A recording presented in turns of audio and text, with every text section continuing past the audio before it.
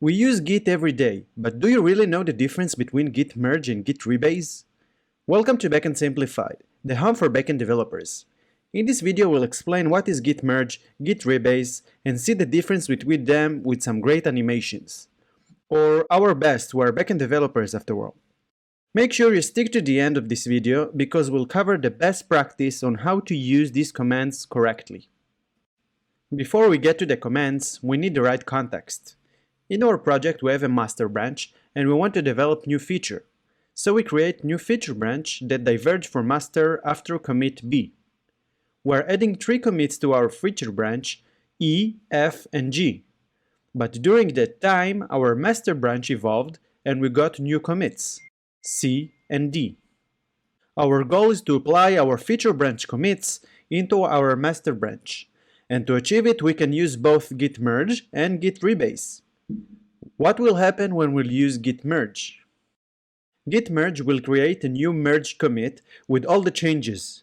Let's mark it with a single quote. This is why Git wants to make sure we don't have any conflicts between the branches.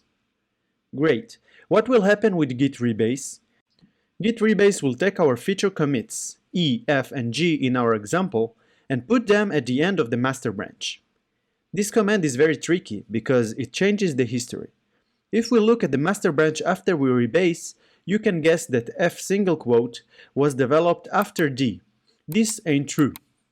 In addition, Git rebase creates a copy of our commits.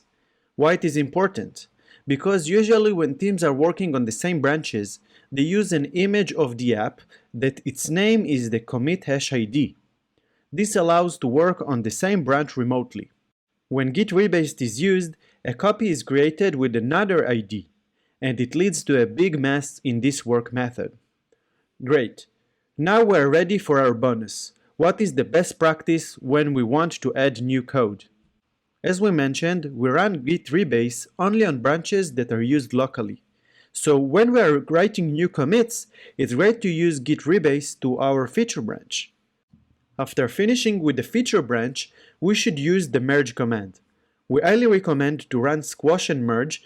This means that all the feature branch commits will be unified to one commit and will have one description. We'll lose some info, but our project will look cleaner and easier to do changes if needed. Git merge and Git rebase are critical topics for every developer. But honestly, the idea for this video came from you. So tell us in the comments if you have any ideas for our future videos. See you in the next one!